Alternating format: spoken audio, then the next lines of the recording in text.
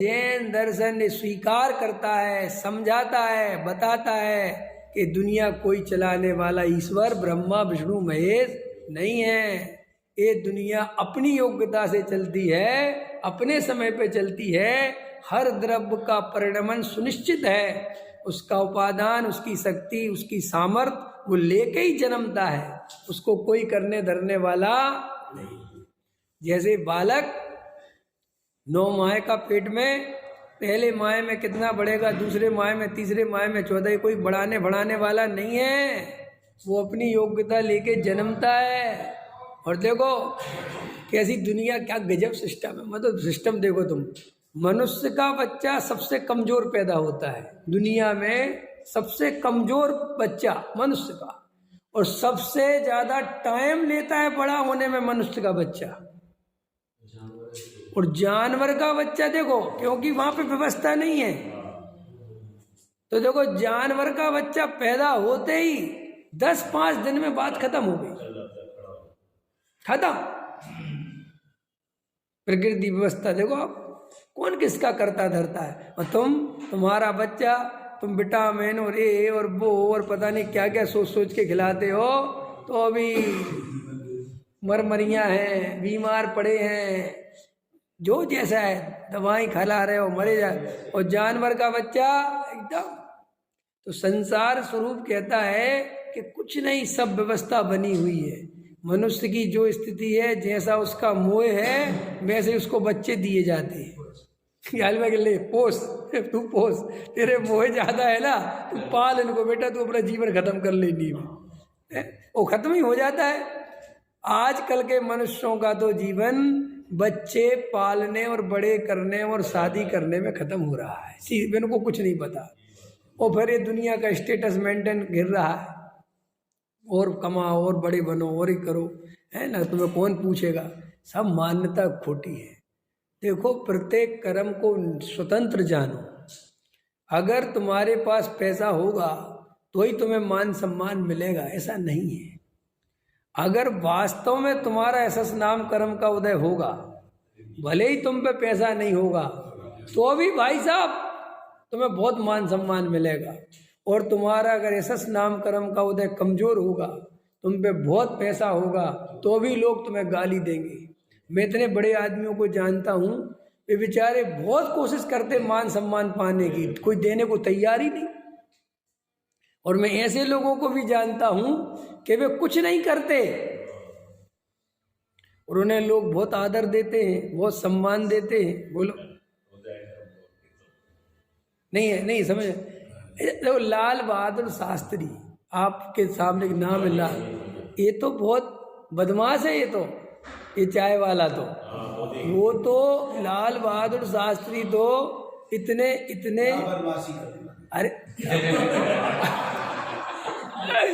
अरे बदमाशी माने राजनेता है, बहुत, इसका बहुत दिमाग, लोगों को समझ। क्या आपको उसके बारे में क्या व्याख्यान करवाते हो गद्दी पे।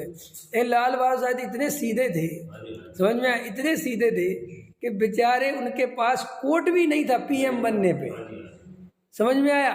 और नेहरू जी हंसते थे, समझ, जब गृह वो थे रक्षा रेलवे मंत्री, तो नेहरू जी ने कहा एक बार उनसे कि जाओ तुम वहाँ कश्मीर में जाना, एक मीटिंग में चले जाओ। वहाँ ठंड होती थी, तो ये रेल मंत्री थे, तो उनने कहा साहब वहाँ ठंड बहुत होती है। तो बोले हाँ, तो क्या दिक्कत है। बोले कि मेरे पास कोट वोट नहीं है, अब क्या पहन के जाओ। तो इतना मैंने, नेहरू जी ने देखा, बाप रे बाप, इतना ईमानदार आदमी है इस दुनिया में है, रेलवे मंत्री होके कह रहा मेरे पास कोट नहीं है। तो नेहरू जी ने कहा अरे मेरे भैया, इतनी इज्जत करते थे नेहरू, मैंने उनको अपना कोट दिया, भैया ये पहन के जाओ। 2-4 कोट से बोले नहीं, हम पे क्या, मैं इतनी सैलरी कहाँ है जो कोट मिले।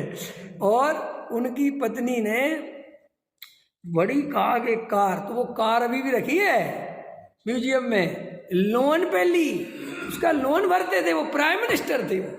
और एक बार ऐसा हुआ कि उनका लड़का किसी लाइन में लगा था, हाँ कॉलेज की लाइन में है ना, एडमिशन फॉर्म में, और किसी ने कह दिया फिर ये देश के प्राइम मिनिस्टर का लड़का है, कर क्या रहे हो।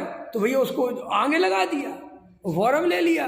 तो भाई साहब उनको पता चला, तो उसको ही उसकी बैंड बजाई, जिसने वो फार्म दिया था कि जी क्या मतलब है इस देश में पीएम का लड़का है, वो लाइन में लग के आ रहा था और तुमने उसको आगे क्यों लिया, उसको निकाल दिया।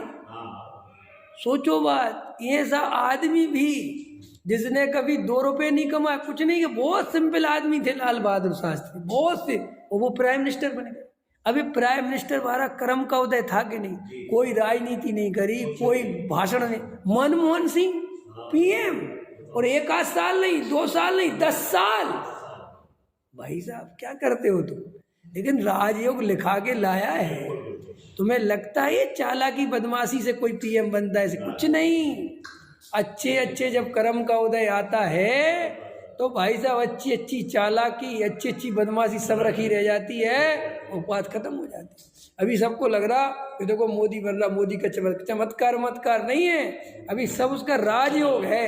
अभी कर्म का उदय गिरे तो उसी के संग वाले बगावत कर दें। क्या समझते हो, ये वस्तु का स्वरूप है। यही देखो, ये मुलायम का सिक्का बोलता था पूरे यूपी में, वो उसी के लड़के ने समझ में उसको बिल्कुल नीचे कर दिया, डाउन किया। अब खत्म, बहुत हो गया तुम्हारा। अब तुम्हें लगता है अरे लड़के ने कर दिया, ये निमित्त का कथन है भैया। कर्म जब आवे तो बात खत्म हो जावे।